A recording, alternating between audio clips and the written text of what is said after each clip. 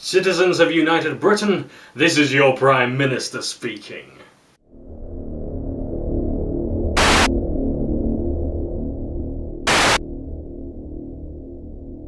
And even after killing the poor, the nation still faces a housing crisis. However, I have spoken to the Pantheon, and the Pantheon has spoken back. And they have suggested another death race! That's right, we're getting 3 this month on top of the usual Halloween celebrations. Now, this death race isn't just going to consist of thugs and heretics. Oh, no. The elderly are automatically conscripted into the race! Huzzah! Anyone who's 70 years of age or older will be drafted into a classic track, the Icarus, to see who will be flying out of the windscreen. Don't forget your piles cream, oldies! To get us all into the spirit, I'm going to show you a mandatory video from a time when I wasn't the champion of the gods, and your fearless, glorious leader. Aren't old people great? I should know, though I'm only 25, my body tells me I'm about 70. I felt this way for a few years, mind. Since about the age of 4. I was born old-fashioned, and I get along with old people better than I do anyone else. I mean, they're the only people you can talk to about poor blood circulation in your legs without being tutted at. But I'd soon be kicked out of the crib club if they heard my potty mouth on this here computer, my bob. Right in the Niagara Falls! Boof! Right in the Costa del Sols! Right at the Vita McCalls! Boof! The developers of Coffin Dodgers seem to understand how great old people are too. For about 5 minutes. After that, the arthritis and incontinence of the game begins to show. Sorry, not incontinence. Inconsistencies. Prick. Coffin Dodgers is about old people living in Sunny Pines, a soon-to-be not-so-peaceful retirement village. The oldsters are getting on just fine when Death comes to announce he's going to claim their souls within 3 days. Not much notice, eh? Luckily, the pensioners are quicker-witted than on their feet, and so decide to challenge the Grim Reaper to a mobility scooter race. Even more luckily, Death accepts the challenge because he likes the sound of it. So, not much point in calling him the Grim Reaper now. Up to and including the character select screen, the game builds up confidence that the theme will be as jovial as it has been. You get to choose 7 different characters, none of which have any advantage over anyone else, with Death being the only unlockable character. I have to admit I did get a kick out of reading the character profiles. I had to, really, considering the game becomes arthritic the moment you enter the tutorial. Not that the controls are arthritic, just doddery, like an old person. The most important lesson in Coffin Dodgers is not to be liberal with the brakes because it's not a power slide, it's just a handbrake, and a bloody good one at that. Chances are you won't hit a wall because the steering is so generous, meaning that I had to brake. The old habit of trying to use the drift without using anything but the acceleration. This only gets better with upgrades, but you'll have to sink in a lot of coins before you can get to that point. My complaints truly begin with the tutorial because it specifically states not to hit the cones, yet you get experience points for hitting cones, fire hydrants, and skaters and the racers. So the game's trying to get you into a habit of losing XP then. I understand why you get XP for hitting environmental objects. The first reason is because physics, like old people, are by default fun. Apparently. The second reason is to encourage risk-reward play. Hit the objects at the cost of possibly hitting a wall and being flung around like a floppy dolly in a wobbly jelly room. There's enough twists and turns in the tracks to make things difficult. On top of the tight roads and winding paths, you'll need to balance grabbing experience points with careful driving. Yeah, like you can be careful with AI as mentality.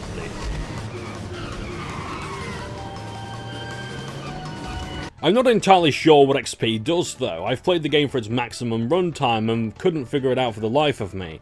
All I know is that the more XP you get, the more coins you get. I can't tell you the ratio, I can't tell you a fucking thing. Shut your hole, you dick! Coffin Dodgers presents itself as a knockout racer, as in the person in the last place is removed from the progress. However, instead of applying this to laps or over the course of a single race, it takes place across the entire championship. Like most kart racing games, there's a point system. The person in first place gets 15 points, the person in last gets 1 point, and these are built up through the championships of 3 races each. At the end of the 3rd race, your fate is decided. If you've got enough points to remain in the game, you can progress. If not, you're zombified.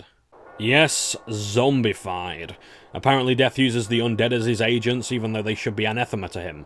Surely one living without a soul would be his enemy. Anyway, it seems pretty straightforward to begin with. Only one life is taken at the end, but with only 4 championships and 8 characters, Death's gonna have to make the challenge not only harder, but inconsistent. Instead of mounting pressure, it starts to seem impossible, with the difficulty curve rapidly increasing. Given its 4.5-hour runtime, it's not hard to see why. This begs the question then, what happens if you're the person with the least amount of points? I was under the assumption that because the game was so short I'd lose everything, my cart, my ratings on all the courses, and everyone would be de-zombified and we start again. In what is Coffin Dodgers' fatal flaw, you lose nothing. Well, nothing that really mattered. You have to start your current championship, which consists only of 3 races, back at the beginning, so you're starting from the first race, and the final championship consists of only 1 race. So you're just back to where you started if you lose. Then again, with how much randomness there is in this game, maybe it's not such a bad thing. You don't lose the upgrades to your mobility scooter, nor any coins, so you can continue to build them up should you keep losing due to a lack of upgrades. The AI also progresses with their upgrades, so you need to make sure that you've got enough to beat them in that one map. It doesn't help that races aren't replayable once completed. You can't go back to get a better score unless you purposefully lose the championship and start over. If you're going for the achievement where you have to get gold pocket watches on all maps, you either have to start the campaign anew, or play in single race mode. Even when you've completed the game, this isn't possible, so you're constantly reminded of your past failings without any chance to improve your current profile. But would changing that work in a game with this kind of progression system? Now, I'm all for giving feedback when it doesn't change the fundamental design, which in itself seems mostly okay. This is another inconsistency though. You're encouraged to lose if you don't have enough upgrades so you can keep getting enough XP and rankings to win, but enough to lose your soul in the end. The upgrade system is straightforward and most importantly it's noticeable. The engine upgrades increase your top speed, your gearbox increases acceleration, the weapon kits increase your power and range of your basic melee attacks, and you can upgrade your basket to hold more items and be able to swap between them. You can also buy paints as a coin sink, but I'd strongly recommend against them unless you've got all the upgrades, by which point the game will be over. All of the practical upgrades are useful, including ones I underestimated, such as being able to keep a power-up after being struck by a killing blow, or the acceleration of my cart. Coffin Dodgers can be quite the dream when it wants to be. What is easily another example of this is the default weapon system. Every character starts with a weapon that they can charge up and hit others with. The greater the amount of time you hold down the attack button, the more damage it will do, and sometimes that'll be enough to knock someone off the cart. This can get annoying because blows that forcibly remove you from your vehicle remove your weapons, unless you lock one of them with one of the later upgrades. Plus, without the existence of a health bar, it's hard to gauge how much of a beating a character can take, or how fast they have to drive into a wall before being dismounted. It's not something I'm hugely fond of, but I'll freely admit it adds some flavour to the karting genre, and it's an idea I'd like to see developed on. Coffin Dodgers isn't the first to do this, but I'd have to give it points for drudging up a long-lost relic. This is where the running gag of all people seems to end. They have walking sticks, brollies and mobility scooters. After that it stops being a geriatric joyride and becomes a bog standard carter. You see, when you're not hitting other people and failing to remember why you're hitting them, you have an assortment of power-ups along the track found randomly in suitcases of all things. Utility and defensive power-ups appear in the form of the cannon bubble shield, used to cause drivers to spin out of control and protect you from harm. You've also got the jet engines to provide you with a speed buff, at the cost of a jarring delay when activated. There's also your offensive power-ups like rockets, a submachine gun, and what is the most appropriate item in this game, the defibrillator kit. Now, maybe the juxtaposition was intended, that it was funny to see old biddies riding around in scooters shooting each other with machine guns. Oh, bloody weak. She's trying to kill Willy. She's trying to kill Willy. Big green up for the cafe is a murdering cow. This has worked well in other games, such as Conker's Bad Fur Day, where cutesy characters are sweary and violent, but it has the energy to be funny from start to finish, and the developers had more than a single joke through the entire game. Coffin Dodgers seems at odds with what it wants to be, a daft game aimed at children to poke fun at the elderly, or a mature title that wants to poke fun at the games you're nostalgic for. Were it not for the blood on the screen, I'd probably not make such a huge fuss over the subjects of the game, but when you add gore, you have to do it well. Blood doesn't make death or injury automatically funny. Animations and circumstance make it funny. If I'm going to hit someone with a rocket, I want giblets to be flying everywhere, not just a tumble with a 2D blood effect. When the animations in the slaughtering grounds are better than those in your game, I think it's fair to say you're done goofed. You want a great example of this? Time to look at another medium, film.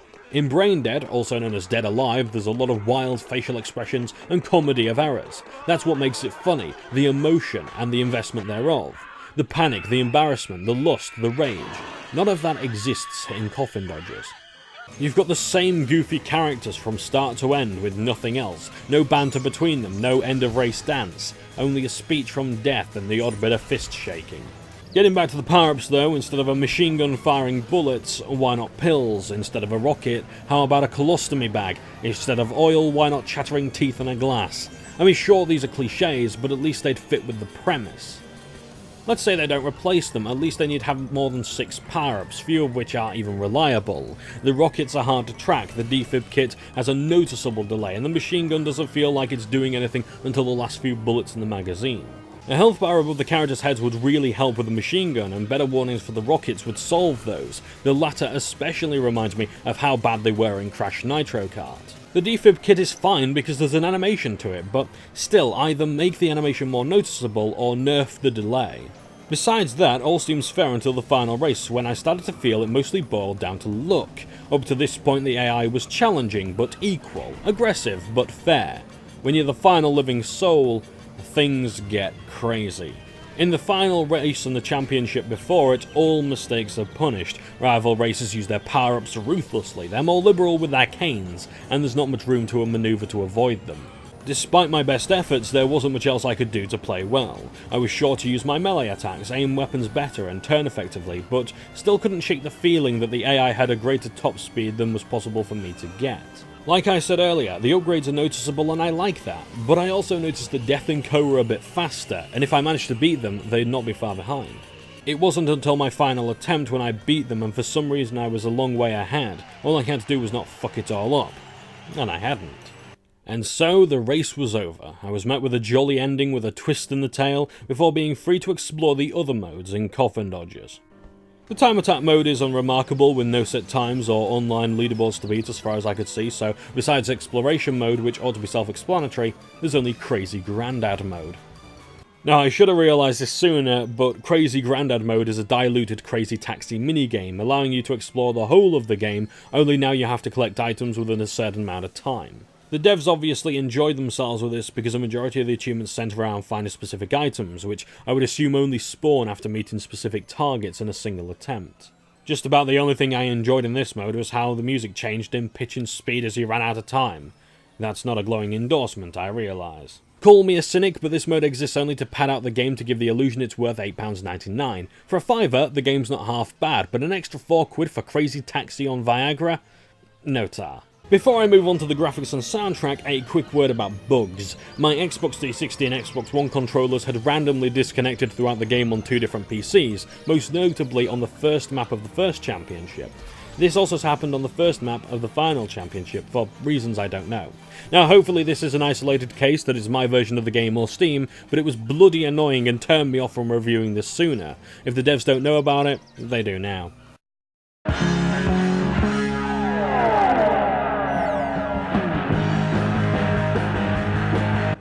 Coffin Dodgers looks like the environment was made before the tracks were, given how little grid space there is. The roads are supposed to fit 8 players, but even 2 abreast is too much with collision detection and the default melee weapon. I think it has to be one or the other. Remove the weapon or make the roads wider. I don't expect the latter would be easy now all the art assets have been made and the code has been placed. Doesn't help that the game's been out for 3 years either. I'm not overly bothered by some of the flat colours or textures or even the lack of polygons or decent resolution assets. I'd be fine with the very basic charm if it weren't for the themes contradicting one another. Still not over this idea that guns and grannies don't mix, I'm afraid. There's some cool ideas though, like going underground to see the trains or going underground to see the underworld, but again, sometimes it's at odds with itself. The music, on the other hand, is far more memorable. I like how it puts spooky chimes and sound effects over suburban melodies to illustrate death and the elderly. It does it well, so props to Milky T Studios for that. It's reminiscent of Medieval for some reason, but it's definitely more like Looney Tunes Racing. There's another soundtrack I recommend you look up. If I can't find this game's music for the editing, you'll probably have Figaro or something going on. The only downside is that it's aggravating when it's stuck in my head, which it often is.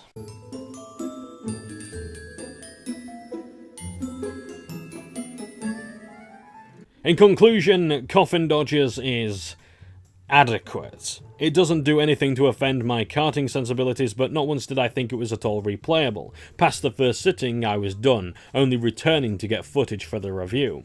It's one of those games where it's funnier if it was just an idea that never got made, like a Bubsy remake or Duke Nukem Forever being forever stuck in development hell. By making it, you have to deliver on both a good joke and a good game. And this is neither. Sure, it made me smile a few times, but the happiness was short-lived because you realise you're playing an okay game. Not the one that's so terrible you want to rage about it, but nothing to write home about in a rush of hype. If Coffin Dodgers does anything, it shows why I don't review games that I deem average, but it's a spooky kart racer, and I don't like missing Halloween. Could I recommend it?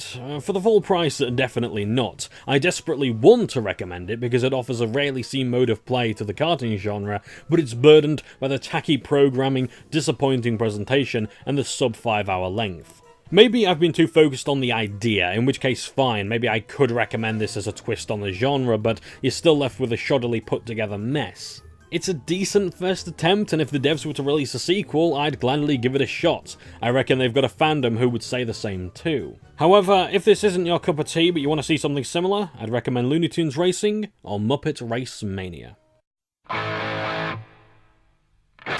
Until the next mandatory broadcast, please enjoy the upcoming parables of the Brothers Dangerous, donate generously to the Conservatives, fear the Shadow Cabinet, and pray to the gods. Speaking of which, I have a message from the Ark Telebishop who has this to say.